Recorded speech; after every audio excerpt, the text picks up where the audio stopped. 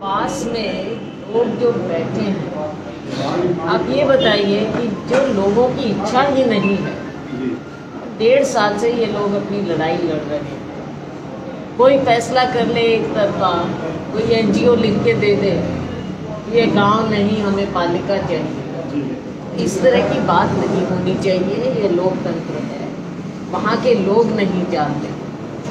सरपंचों ने भी लिख के दे दिया है कि ये गलत हुआ, लेकिन फिर भी ये सरकार एक जिद्दी सरकार है, भारतीय जनता पार्टी सरकार, जजपा सरकार, लोगों की बात को ना सुनकर एक तरफा फैसले करती है।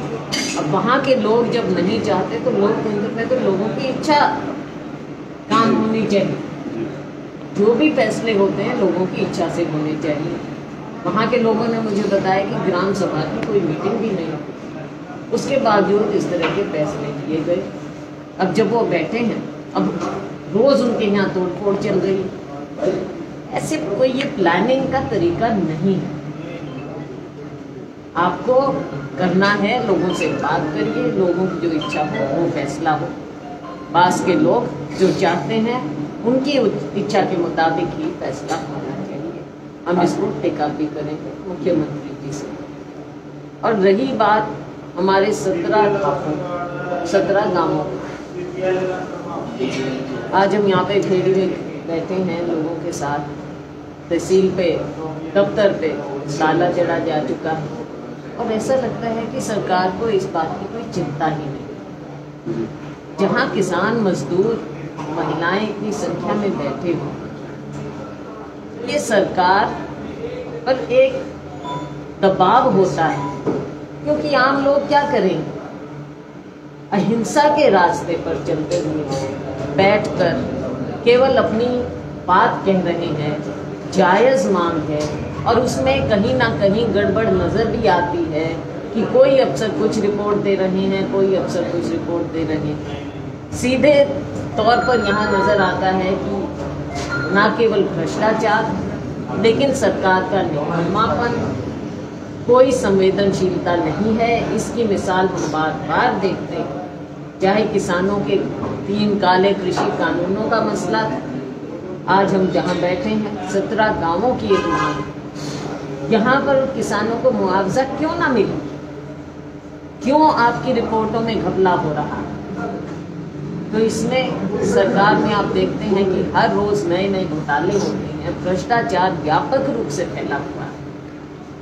इस सब पूरे मसले की पूरी जांच और यहाँ का जो हमारा गरीब किसान, मजदूर, 36 बिरादरी के लोग हैं, उनकी बात को माना जाए और इन्हें मुआवजा मिले। जी, महंगाई इतनी बढ़ गई है कि आम आदमी का जीना दूर हो रहा है, और विपक्ष कहीं महंगाई पे कहीं भी हल्ला गुल्ला, कोई धरना प्रदर्शन, कहीं सड़कों पे कोई प्रदर्शन नहीं हो रहा है। इतना पीछे क्यों चल रहा है?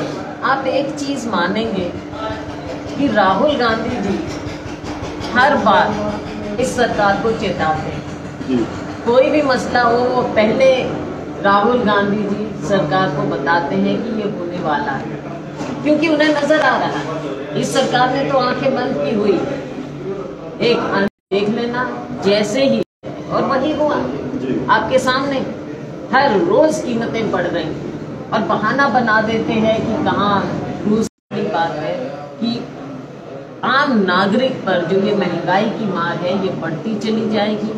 सरकार इससे अनभिज्ञ है और इस मार को, क्योंकि चुनाव नहीं है आज, उन्होंने कुछ देखना नहीं। कांग्रेस पार्टी स्पेसिफिक डीजल या पेट्रोल में बढ़ोतरी होती थी तो सड़कों पे पूरा विपक्ष और जनता आ जाती थी, और आज हर रोज दाम बढ़ रहे हैं, उसके बावजूद भी विपक्ष सोया हुआ है। विपक्ष सोया नहीं हुआ है। जैसा मैंने कहा, हम इस बात को उठा रहे हैं, सदन में भी उठा रहे हैं और सड़क पर भी उठा रहे हैं।